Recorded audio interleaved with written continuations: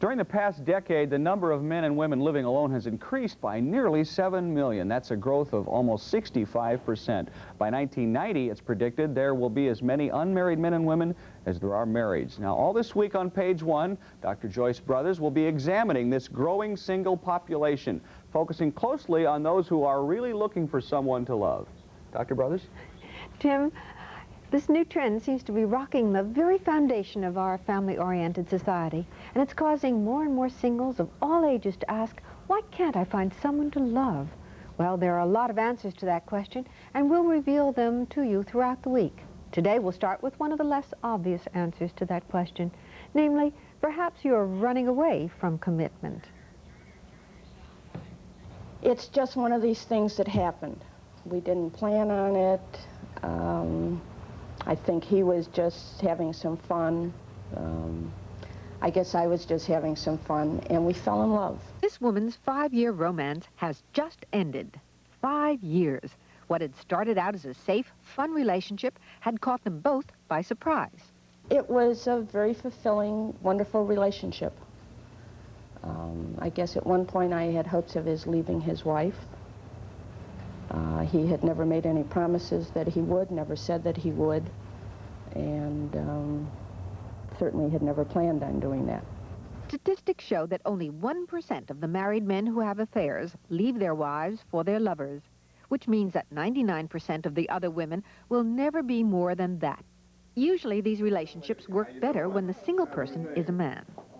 Dr. Wesley Barry has been in Chicago just a few months. 4 years ago, he backed out of an engagement with what he describes as a very nice young lady. There was only one problem. He was simply too afraid to make a commitment. Now things have changed, and he's looking for someone special. But then he had exercised a number of options, including dating married women. With a married woman, I did not, when I was in that phase of being afraid of commitment, it was a safe relationship to be in. You know, if you're in that phase, it's a lot easier to deal with. Again, the time element comes in. You know, there are times that, you know, I might work 42 hours, you know, in a row. And, you know, I go home and all I can do is sleep. And so, you know, sometimes I'm on call every third or every fourth night. And maybe I'll have 1 night, 2 nights a week that I can devote to a potential mate. I think with age, there's a desire to get away from responsibilities.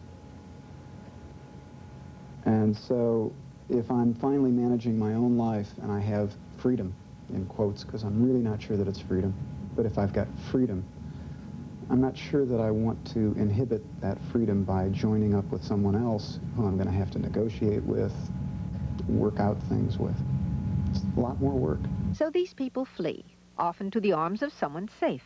Statistics show that 1 out of every 2 married men is involved in an extramarital affair, and 1 out of every 3 married women. A lot of people do this out of spite. It's punitive and almost beg to be found out. Instead of being able to talk about feelings, about how their relationship is sagging, they're not doing that, so they act out in extramarital relationships so often. If someone were to come to you and say, this man has asked me out to dinner, I think it would be fun. He's married, he says he's married. What would your advice be? I think I would warn them to be cautious, to be careful, know what you're getting involved in, know the possibilities that you can get involved, and just to be careful. I don't know that I could ever get involved with a married man again. I wouldn't want my single sister to date a married man. I wouldn't want, you know, well, I wouldn't want any friend of mine to do it. I would not advocate it from that standpoint because I think it's, you know, most married men are going to stay married. It wouldn't surprise me if he started going with someone else after me. That wouldn't surprise me either, because I think he will always need someone else in his life. All of that time in hell to spend for kissing the married man. All of that time in hell to spend for kissing the married man. those who are running away from commitment and not seeking refuge in a relationship with someone married. In fact, many of us have suffered through relationships with these people. You know the type. They wine you, dine you, and just when they've convinced you that it's the relationship you've been waiting for, they drop you like a hot potato. You've just met the dance-away lover, the man or woman plagued by some childhood trauma, perhaps the death or divorce of their parents. These individuals very frequently have difficulty establishing a relationship, even though in their inner life they want to.